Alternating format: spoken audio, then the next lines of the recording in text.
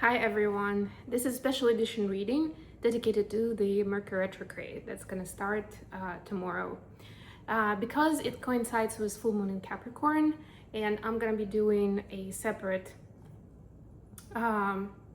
reading for that with guidance for each zodiac sign. I'm not going to do that for the retrograde specifically, but I do want to look at the main themes with the Whispers of the Ocean deck.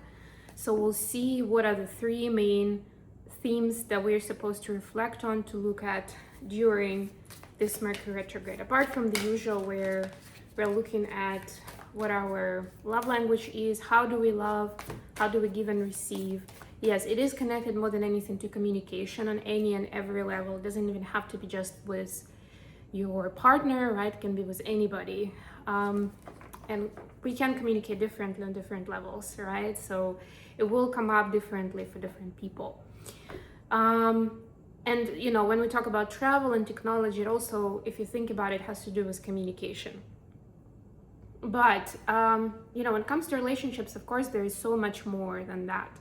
But I would say a lot of the times we think of communication as the actual conversation, whereas communication can happen through actions, through body language, energy, so many things. So to me, it's still it can take on different, it can look differently, and it doesn't have to do just with words and talking per se, but can be with anything else. All right, so the first theme, enjoy the journey, number 21. This is actually one of my favorite cards in this deck, no kidding. I mean, 21 is one of my favorite numbers, but this, look at this image. This is like the ultimate, right? Like what you would see if you're visiting an aquarium or something, like the big place with lots of fish. Stay present and flexible. Many changes are going on for you and around you. These changes are not only good, but necessary. Bring your awareness into the now rather than focusing on the past or the future, right? And that's a lot of the times when we think of the, reflecting and introspection, we focus too much on the past, on what happened and why, and sometimes we go too deep, or we linger too much in that past. But the thing is, the past is only there to give you certain setting for the present, right? To be able to see where you are from where you were before, right? And if anything, basically it's saying you will continue learning, and the universe is supporting you with what it is that you're discovering for yourself and becoming a better version of yourself and becoming more clear with what you want and again how you give and receive love, right? So just don't push against it, don't show resistance, be more open-minded to what is happening, and remember to stay in the present moment and find beauty and magic in it.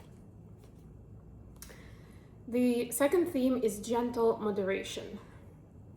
Take your time. Pressure from others or yourself can be released by renegotiating what you're trying to accomplish, right? So we set the bar for ourselves very high most of the time, right? We don't even need somebody else to tell us, right, or to expect, but that happens too, of course, right? So we hold ourselves to such high standard that sometimes it's impossible to accomplish, right? We strive for perfection, then there is a lot of frustration when we don't get there. And Mercury retrograde can highlight that by not letting us get there, right? By stopping us in our track, by asking us again to focus on the moment, on the present moment, which is what we just saw, right? So it's important to be able to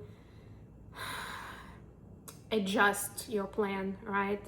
Gently, without judging yourself or others, but being able to see, okay, maybe that wasn't a good plan to begin with, right? Or maybe now that I have more information, I will adjust it, right? Or I actually need more time so I can do this better, or I can discover this, which is going to be important for the next step of my journey, right? So in this day and age, we are kind of pushed towards speed, towards getting the results as quickly as possible, but it doesn't mean that it is the right of passage, and it's not always available to us at high speed and for a good reason. Some things take longer.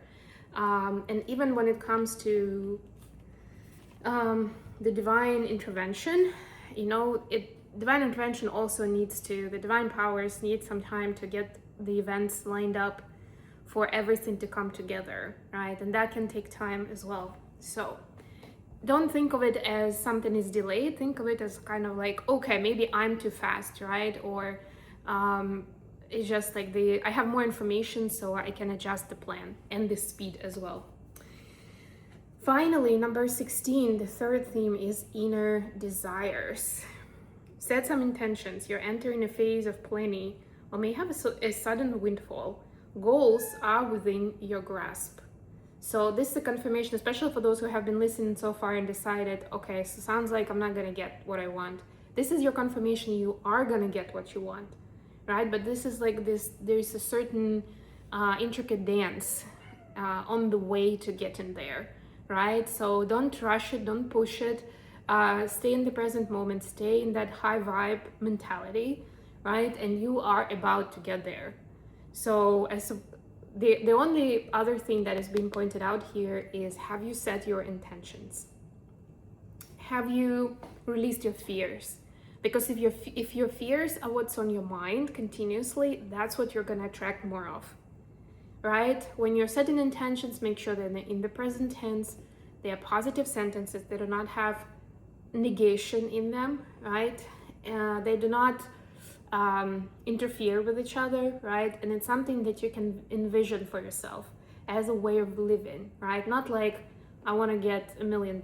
Envision what is your life gonna be like when that happens, right? Like those exercises, those activities are gonna be critical to get to your goal, right? And to basically show the universe why it's important to you, how it's gonna help you essentially become a better version of yourself and be able to implement your mission and purpose, grow personally, professionally, like all these great things, find that ultimate happiness for yourself, etc., etc. Okay, so these are the topics. I do recommend, just on top of it, to revisit or to discover what your love language is, and the same for your person. Exchange that information. It is really useful because sometimes it seems like everything is obvious, but it's not always obvious.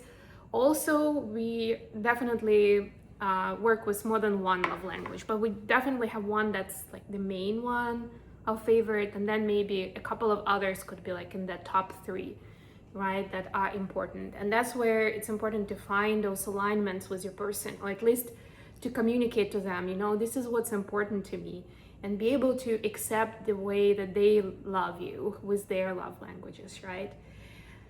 So look it up online. There's definitely a lot of information. There's also an episode of my podcast about that. You can find the link to the playlist and then just search for it, for love language. Hopefully this is helpful for you guys, and maybe hopeful. And I'll be back shortly with a reading for the full moon in Capricorn. And until that,